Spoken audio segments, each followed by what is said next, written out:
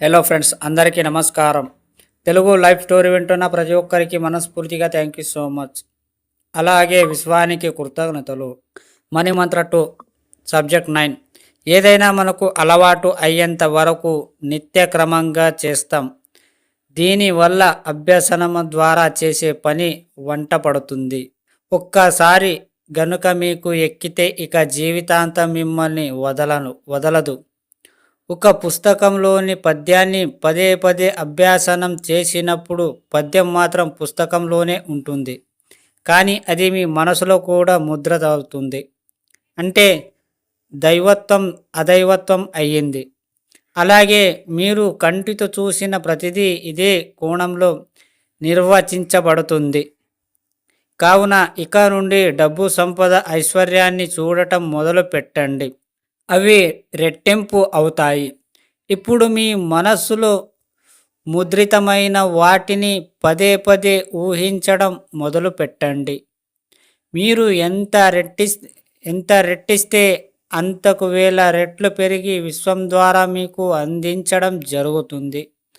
దీనికై మీరు ఉపయోగించాల్సిన టెక్నిక్, మీరు ఊహించిన వాటిని ప్రతి దానికి మైక్ ఆపాదించుకోవడం మొదలుపెట్టండి. అప్పుడు మీరు కోరుకున్నవన్నీ మీరు మెల్లిగా అదైవత్వం నుండి దైవత్వంలోకి మార్చే ప్రయత్నం చెయ్యండి. అవి ఎప్పటికీ మిమ్మల్ని వదలవు. దీని అలవాటు అయ్యేంత వరకు క్రమం తప్పకుండా అభ్యాసన పద్ధతిలో అభ్యాసం చెయ్యండి, ప్రయత్నించండి. మీకు డబ్బు కావాలి లేదా మీ జీవితం మారిపోవాలి అంటే మీరు పదే పదే పాజిటివ్ని థింక్ చెయ్యాలి. ఏదైతే నీ సబ్కాన్షియస్ మైండ్ అలవాటు చేస్తావో, నువ్వు మంచిది అలవాటు చేస్తే అది ఎప్పుడు మంచిగానే చూస్తుంది, మంచిగానే ఆలోచిస్తుంది. ఏ రోజు కూడా నెగటివ్ రాదు. ఒకవేళ మీ జీవితంలో నెగటివ్ కనుక వస్తే డిలీట్ కట్ అని చెప్పండి. ఇలా చెప్తుండగా నీకు అది అలవాటు అయిపోతుంది. ఎప్పుడైతే నువ్వు పాజిటివ్గా అలవాటు చేసుకుంటావో ఆటోమేటికలీ నెగటివ్ థాట్స్ అనేది నీ మైండ్లోకి రావు. ఒకవేళ వచ్చినా కూడా దాన్ని కట్ డిలీట్ అని చెప్పండి. ఇలా చేసినప్పటికీ నీ జీవితం చాలా సమృద్ధిగా, సంపూర్ణంగా ఉంటుంది.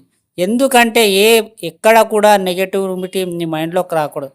ఒక పని చేసినప్పుడు మొత్తం పాజిటివ్నే ఉంటుంది. ఎక్కడ కూడా నేను లాసు కానీ అని ఆలోచించకుండా నేను సక్సెస్ అవుతాను అని ప్రతిసారి ఆలోచించినప్పుడు సబ్కాన్షియస్ మైండ్ తీసుకొని నీకు మంచిగానే ఇస్తుంది. ఇక్కడ ఏదైనా సరే మీకు ఒక అలవాటు చేసుకోవాలి.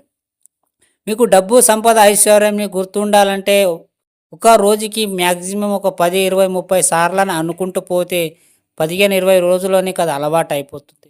మీరు వద్దన్నా కూడా అది గుర్తు చేస్తుంది మీకు. మీ ఎక్కడైనా ఒక మొబైల్ నంబర్ మీరు ఎలా భయపడి చేస్తారో పదే పదే అనడం వల్ల మీరు ఎక్కడున్నా సరే స్పాట్లో మీరు చెప్పగలరు.